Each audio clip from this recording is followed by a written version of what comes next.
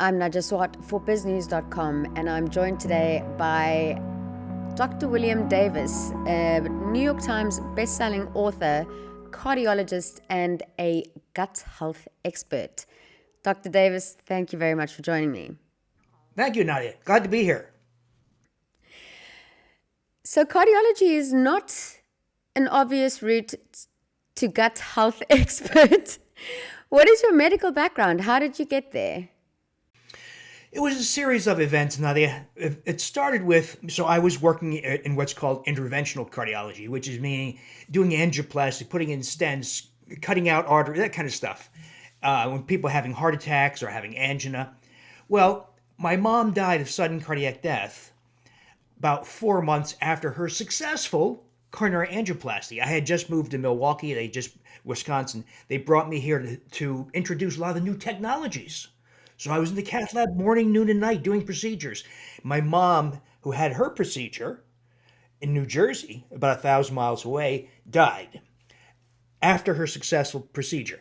But Nadia, it was an illustration to me that trying to manage a disease, a dangerous disease like heart disease, in a laboratory, in a cath lab, was a really bad idea. So back then I asked, well, how could we identify people like my mom 6 months, a year, 5 years before trouble starts? Because many people die as their first symptom of heart disease, or they need to go through procedures. So was there a better way? Well, this is 20 some, nearly 30 years ago now. And back then, this remains true today, that the best way to identify silent coronary disease that causes heart attacks is a CT heart scan on a CT device that generates something called a coronary calcium score. And it was based on very simple science that my friend Dr. John Rumberger, who was at Mayo Clinic, generated. And he showed that 20% of total atherosclerotic plaque volume is occupied by calcium. So calcium is kind of a dipstick or a gauge for the total amount of plaque in your arteries. So we brought a scanner, one of the first scanners in the Midwest, and only one in Wisconsin, and we started scanning people. And now that when you look for silent heart disease, it's everywhere. Everywhere. These are people like you and me going to work. We feel fine. Maybe you went for a jog or rode your bike. These aren't people with chest pain. These are everyday people who have no symptoms. And so back then, the only solution was a low fat diet, low saturated fat, exercise, baby aspirin, and a high dose of a statin cholesterol drug. Well, we help publish these data. If you do nothing, so a normal score is zero for a CT heart scan, and many people coming in scores of 300, 500, 1,000. And the higher it is, the closer you are to dying or having a heart attack or developing symptoms. So we'd have everyday people like you and me coming in and score maybe 500. We showed that if you did nothing, which is not wise, a year later, it's 25% higher, and you're a step closer to death or heart attack. And so people are freaking out. So back then, almost 30 years ago, I put people on aspirin, high dose statin, all that stuff, low fat diet, and we showed the score increases 25% per year. Nothing, not yet, nothing happened. And so people are understandably freaking out, right? Because they know it's a crystal ball. That growing score, increasing score, was a crystal ball. You're going to die or have a heart attack in the next whatever, 3 to 5 years, something like that, depending on the score. So I had to look for better solutions. The experts said, stop scanning people. Let them have their heart attacks or develop symptoms and deal with it in the cath lab. I thought that was terrible advice, tragic, and disgusting, to be honest. And so I looked for a better solution, but it led to new lessons, like when I first added vitamin D. So doing a bunch of different manipulations, I got the scores to slow down, maybe 12% per year, 8%. So it sounds still awful, but it was much better. When I added vitamin D, Nadia, it was the first time I saw scores do that. Drop 700 becomes 470 or something like that. And at first I thought, I didn't believe it. No way, it's a mistake. I looked back at the scans. Yeah, the calcium had shrunk. And even though you're seeing calcium very clearly, you can see other elements of plaque, the so-called softer elements, and the plaque had shrunk. I published those data, uh, but I was still looking for better tools. And one of the things I did was reject this idea of cholesterol as a cause for heart disease. That, Nadia, has never had a good basis in science. It's very flawed. Is misinterpreted. So I went to the next best step, which is what's called lipoprotein testing, fat carrying proteins. And you'll see that anybody with coronary disease has huge numbers of small LDL particles. These particles are very unique. They stick around the bloodstream much longer than normal fat caused large LDL. So small LDL sticks around for about a week at a time. So one slice of pizza, you got small LDL and thereby cardiovascular risk for a week. They're more adherent to the arterial wall. They're more likely to cause oxidation and inflammation. Well, I asked, well, what foods and what circumstances cause this uniform, almost 100% abnormality in people with coronary disease? Well, two things alone: grains and sugars, period. Not fat, not saturated fat, not hydrogenated fat, just grain. So I said, let's give it a try. The conventional answers do not work, they're useless. So we did it. And lo and behold, people come back with small LDL dropping, say, from 2,400 nanomoles per liter, particle count per volume, to zero. Or in other words, obliteration. But then they said this to me. Well, yeah, okay, I eliminated wheat and grains and sugars for the small LDL pattern. I'm happy with that. It's now zero. But you didn't tell me I'd lose 63 pounds. You didn't tell me my waist would shrink by 8 inches. I'd have to stop my blood pressure and blood sugar medications because they're now normal. In other words, I started seeing a complete transformation in health by doing the exact opposite of what all dietary guidelines suggested. And so that was the origin of the whole wheat belly program and undoctored programs. We started with the diet, wheat and grain elimination. Then I added common nutrients to correct common deficiencies, just because of modern life, not because of the diet. So, for instance, you and I can't go to the river and drink water, right? Rich in rocks and minerals, because it's tainted. It's got sewage. It's got herbicides. So we have to filter our water. Well, water filtration removes all magnesium. And magnesium also has an impact on arterial health, insulin resistance, vitamin D. Even if you live in a warm climate like you do, there are people like me who live in a cold climate. We wear clothes, and as we age, we lose the capacity to activate vitamin D in the skin. And so as we get older, we need more and more vitamin. So vitamin D, magnesium, omega-3 fatty acids, and iodine, the basics. And we also made basic efforts to correct a disrupted intestinal microbiome, because it's become clear that as modern people, so in your neck of the woods, where some of the resident indigenous people, like the Malawi or the Hadza or the Maasai, had their microbiomes tested, and their microbiomes completely different from ours. We have massively disrupted our microbiomes. So I made bigger efforts to look for other causes for some of the persistent problems. One of the most persistent problems was food intolerances. People would say, I lost 63 pounds, I'm no longer a type 2 diabetic, but I still have some food intolerances, for instance. I can eat nightshades or histamine-containing foods or fructose or FODMAPs or whatever. Well, we looked at the microbiome, and what we found was incredible. And what we now have, I think, is an emerging wisdom to achieve extraordinary results with purposeful cultivation of the intestinal microbiome. So, from what you've just said, is it safe to assume that you concur with the sentiments of both Professor Robert Lustig when it comes to sugar and those of Professor Tim Noakes's low carbohydrate, high fat diet?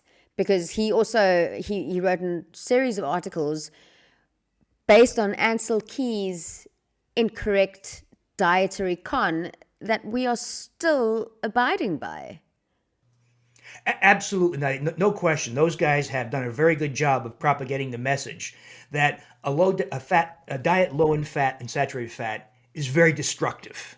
It's very destructive, and I think that advice like that is a big contributor to the worldwide epidemics of obesity and overweight, type 2 diabetes, and other conditions like dementia and autoimmune diseases. So dietary guidelines have been very destructive. Unfortunately, the people who craft dietary guidelines, which largely is agribusiness, by the way, it's not scientists who are indifferent or who are objective. It's agribusiness scientists who have a stake in dietary guidelines.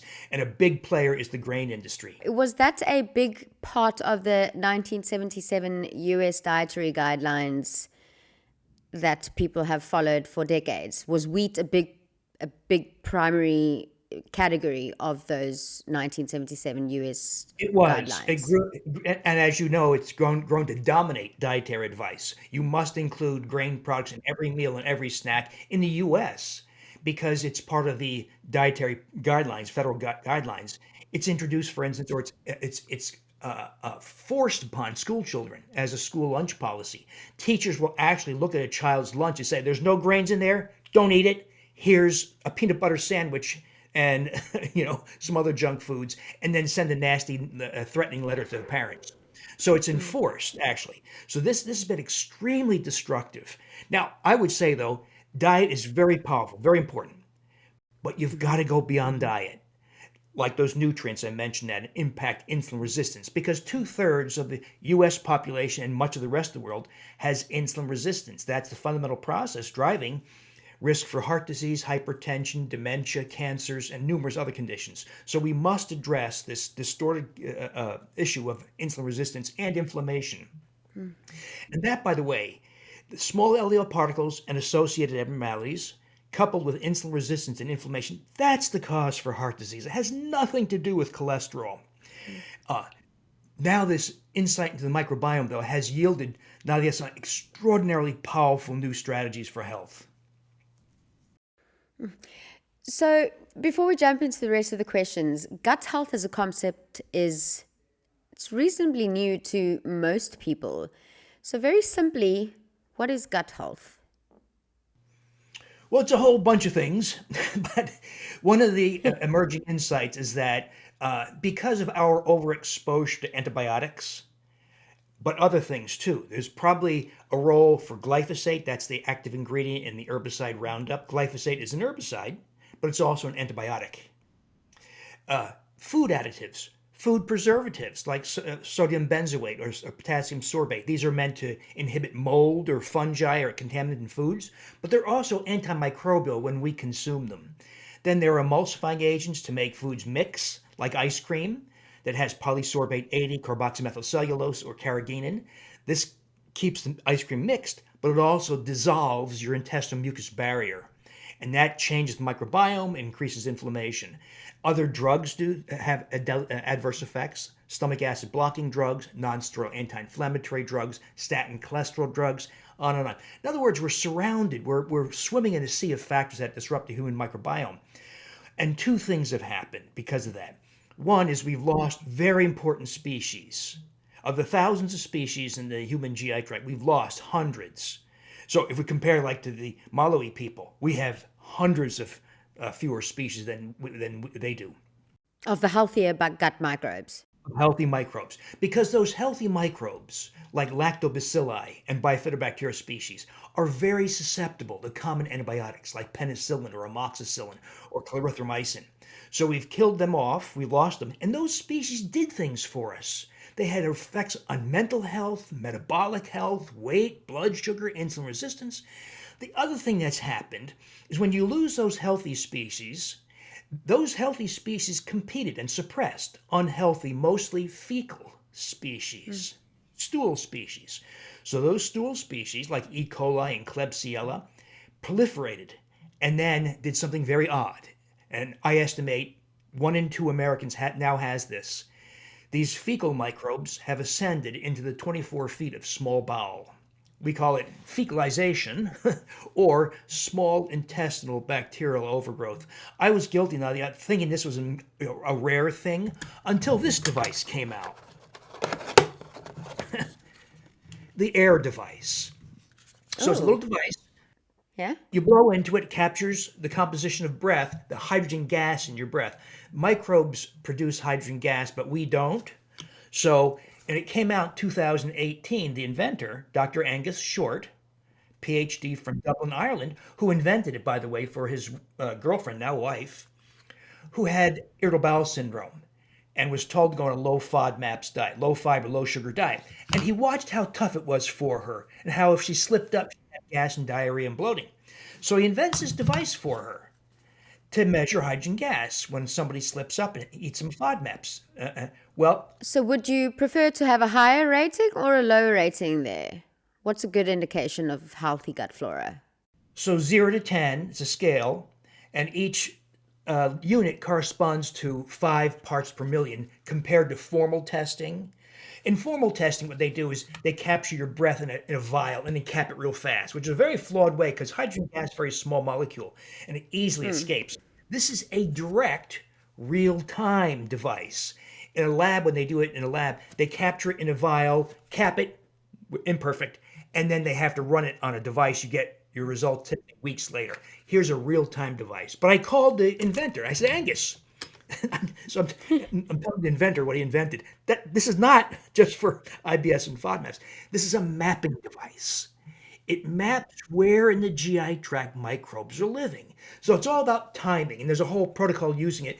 If you buy the device, the instructions have not yet been updated. Angus is doing that, but the full instructions are in my Super Gut book, 7 pages. It sounds more complicated. It's not that complicated. It's very easy. Exactly how to use it and interpret the numbers is in the book. But Nadia, when I had thousands of people get this device and use it, I was shocked that it was the exceptional person who tested negative. Well, we might say maybe the device is flawed, maybe the method is flawed, whatever. But what I saw was people would say I was scoring a 10 or 9.8, whatever. And then I put myself through some eradicating procedure, and that's a whole nother conversation. And it now registers 1.2. And I finally broke my weight loss plateau. Or I finally got my hemoglobin A1C measure of blood sugar to ideal, finally. Or my migraine headaches finally went away. Or I was having occasional minor flares of my rheumatoid arthritis, finally went away. Or my rosacea or psoriasis finally went away completely. And so I saw that addressing the microbiome in people who tested positive for SIBO, for hydrogen gas, got rid of it. Oh, food intolerance. Oh, I can finally eat nightshades again. I can finally eat cheese and not have a histamine reaction. So I saw all these residual problems go away. Now, but one of the other really fun parts of this, Nadia, is what happens when you restore some of those lost microbes. So my favorite microbe in the world is Lactobacillus rhodori. Is that not the one that you find in yogurt, the bifidobacteria? No. So I'm not sure how it's done in South Africa and other parts of the world, but in the US, if you want to label something yogurt, it has to have two microbes in it. It has to be fermented by Lactobacillus bulgaricus and Streptococcus thermophilus. It must be fermented to a pH, I believe about 4.5, something like that. Oh, 5.5, sorry. We're going to do something very different. We're going to ferment foods, including dairy and yogurt, but we're going to ferment for extended periods. So when you commercially produce yogurt, you only ferment for about 4 to 6 hours. Well, my favorite microbe in the world, Lactobacillus rhodori, Reuteri, named after the German microbiologist Dr. Gerhard Reuter, uh, uh, doubles every 3 hours. Microbes don't have sex. There's no mommy and daddy or male female microbes. They just double, so-called asexual reproduction. Okay. So rhodori doubles every 3 hours.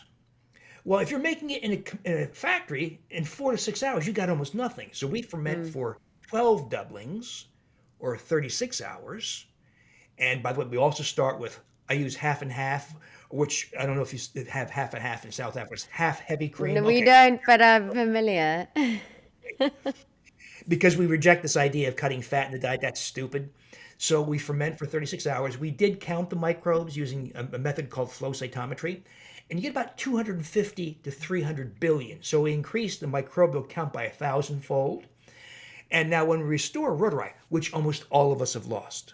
So if you or your listeners took, let's say, amoxicillin for a urinary tract infection or for an upper respiratory infection, you likely lost many species, including Lactobacillus rhodori. When you restore it, wonderful things happen. It provokes release of oxytocin, the hormone oxytocin from your brain, the hormone of love and empathy. So The bonding hormone. people say, I love my partner more. I'm closer to him or her. I I want the company of other people more. I'm more generous. My favorite, Nadia, I accept the opinions of other people more readily, even if I disagree. But the ladies love it because it increases dermal collagen. They get smoother, moister skin, and the wrinkles get reduced, particularly crow's feet and the frown lines start to disappear. Guys love it because there's a marked surge in strength and muscle mass. I love it because I'm a chronic insomniac. Always. I now sleep like a baby straight through deep, vivid dreams. There's also an increase in libido. Mm. There's preservation of bone density. There's acceleration of healing. In other words, dramatic life changing effects. Now, not it, that's one microbe. That's one. Now, one of my favorites, of course, but that's one microbe. But it's an illustration of the extraordinary power, the wonderful things that can happen just with replacing my. Now, this is even better if you're among the 1 in 2 people who also have that fecalization or SIBO problem. Because I'd say it's like throwing someone into a snake pit. If you throw rotari into that setting, it's not going to be so nice. And so ideally, people do both. They both get rid of the SIBO, or at least think about whether they have it or not. And there's some telltale signs people can look for, as well as do the air device test or even formal testing, and then start to replace lost microbes. And I think you get better results that way. So it's been suggested that depression is an inflammatory disease. What's your take on this? How perhaps intricately linked is depression and other mental disorders to an unhealthy gut?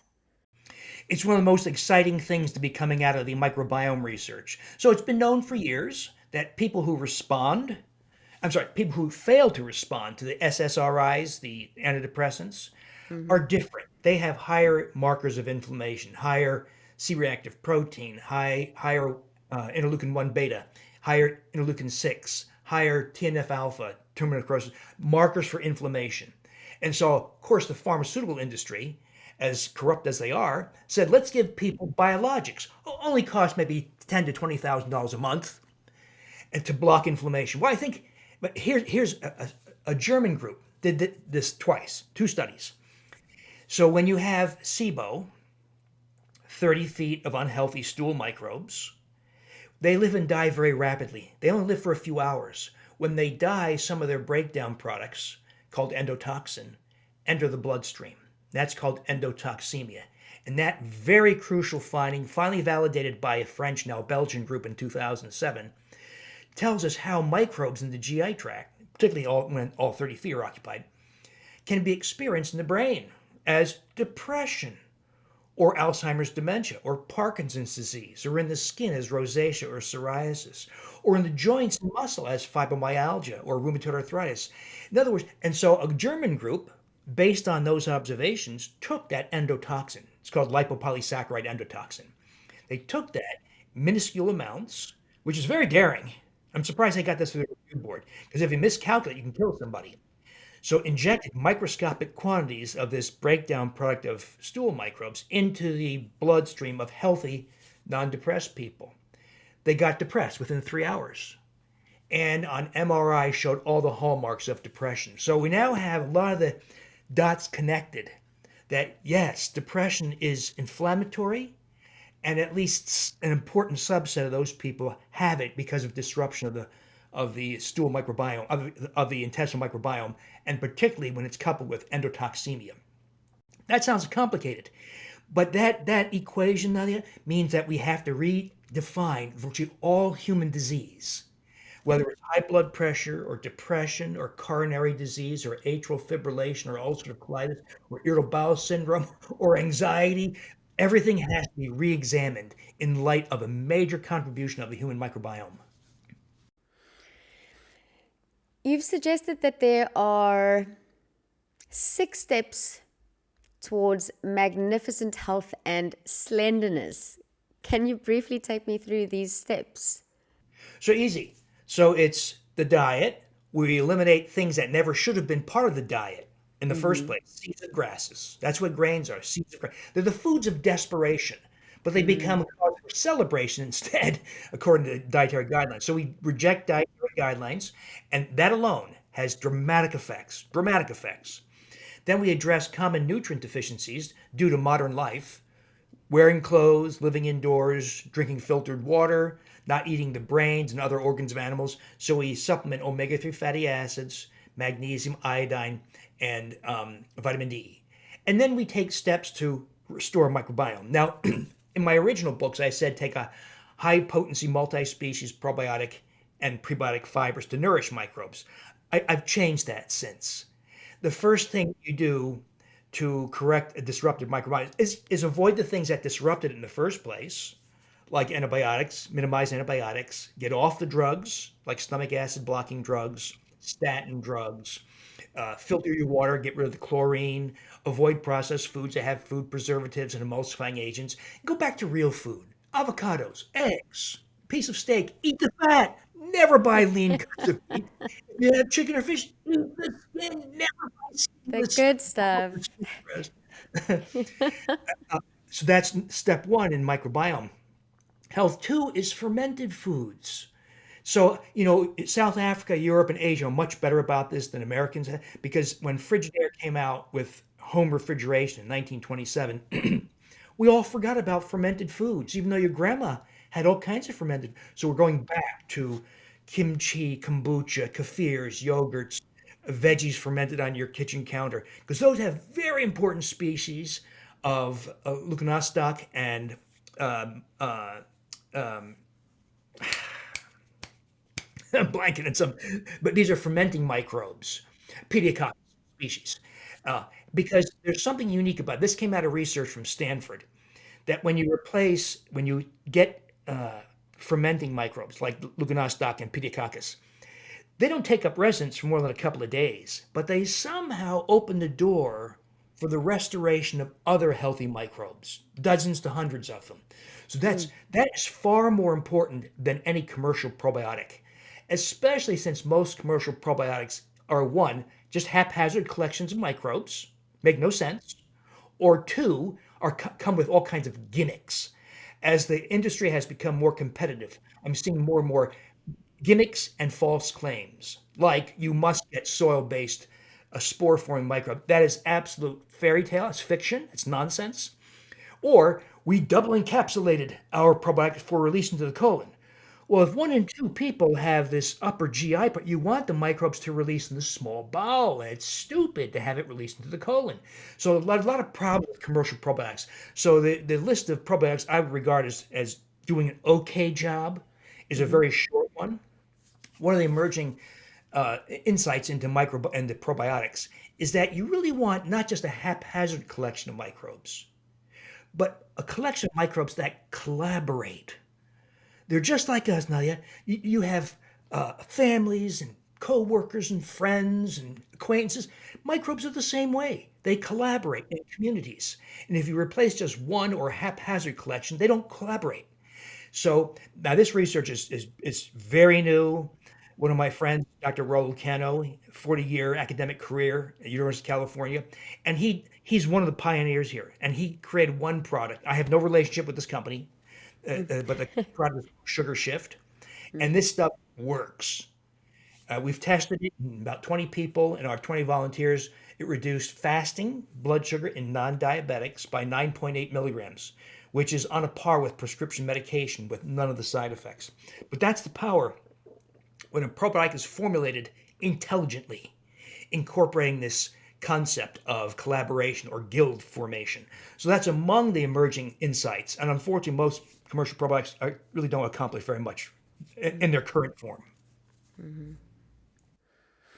So, just to close off with, critics of yours have said that your ideas are based on shaky science, that they cannot be substantiated based on published scientific studies, and that they ignore the bulk of the science and exaggerate the truth. What do you say to this? There's an odd phenomenon, Nadia. The flood of information is so great now that most experts are not experts. They do not understand this or nor interpret the science. And so they've ignored a huge body. That's what surprised me. I think you're talking about wheat belly more so than the super gut type of concepts. But that's what surprised me. When I first saw what happened to people when they eliminated wheat and grains. So the case that made me write the book, there were a few of them, but one of them that really sticks in my head was a young woman, 38 years old, who had, she came to me for palpitations, flip-flop feelings. And I told her it was benign, nothing. We recorded it, did an echocardiogram, that kind of stuff, basic stuff. And I said, there's nothing wrong. But she's like this all the time, holding her abdomen. I said, no, what's wrong? She said, well, I have 12 years of ulcerative colitis. I have constant pain, diarrhea, and hemorrhage. I get transfusions every 2 or 3 months, and they can't control it even with 2 drugs, and a biologic drug costing many thousands of dollars a month. So my gastroenterologist says they have to remove my colon. So I said, well, we haven't, because you came here just for palpitations, I haven't talked about diet. Can I tell you what we do in diet, especially with regard to wheat and grains? She says, oh, no. They biopsied me twice. I don't have celiac disease. They ran all the blood tests. I don't have celiac disease. I said, I understand that. It's not about celiac disease.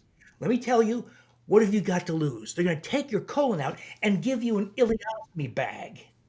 Age 38, a school teacher teaching 8 or 9-year-old kids, and makes sounds and smells and all that. She says, oh, okay. She does it. Comes back a month later, real happy. And I said, tell me what happened. She said, well, within 5 days, all the bleeding and hemorrhage and pain and diarrhea stopped. 2 weeks later, I stopped the first drug. 4 weeks later, I stopped the second drug, and then subsequently stopped the third drug. Lost 38 pounds. I didn't even tell her that she would lose weight. Well, she goes to her gastroenterologist and says, look at me. I'm healthier, more slender, and I no longer have ulcerative colitis. He says, well, what did you do? And she tells him the diet. And he says, it's a coincidence. Just go back to what you were doing. That made me so angry. And similar cases like that it was clear that this was, so I did it for other reasons. But when I dove into the science to understand why would eliminating the food that all dietitians, all doctors, all dietary agencies tell us must be a part of a healthy diet? When I dove into the science, what shocked me was how much there was. There's literally thousands of studies that documented that wheat and grains had, especially modern wheat and grains. So that's another facet of this. The stuff we're sold today as wheat in particular is completely different. So traditional ancestral wheat is a 14 chromosome plant. Modern wheat is a 42 chromosome plant. These are two completely different things. Yeah. They shouldn't even call it wheat, to be honest, but that's what, there's a whole bunch of things. But the key here is there's abundant science. Now, here's another thing. Physicians who are critical don't read agricultural science. You need to talk to agricultural scientists, geneticists.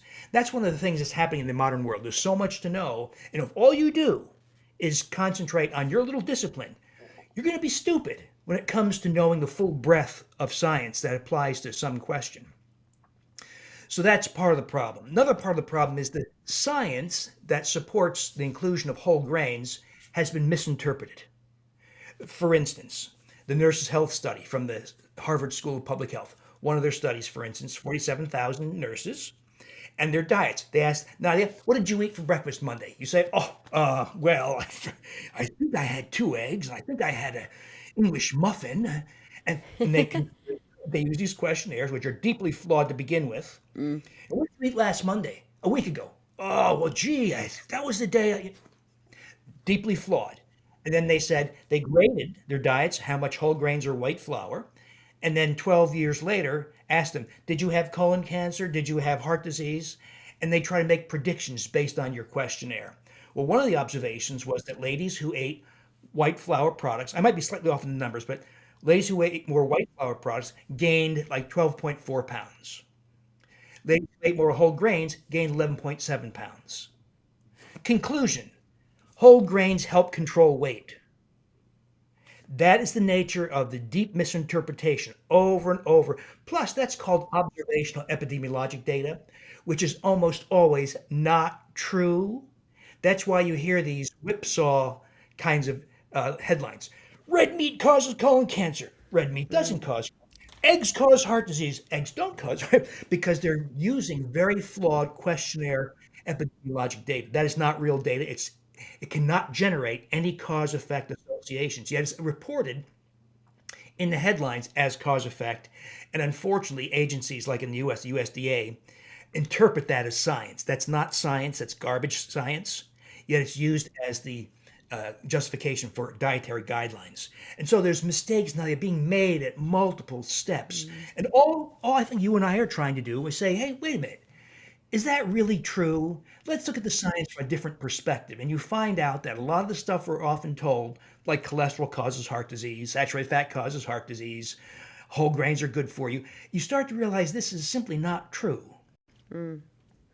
Exactly. But they got it so colossally wrong. That's why we have to have. And by the way, people like you and me in the US, in the US, direct to consumer drug advertising is a big business now. It's almost approaching $7 billion a year. And so now people like you and me are no longer allowed on TV, other broadcast media, nor print media. So there's been an essential censorship. This also happens in search now, search engines.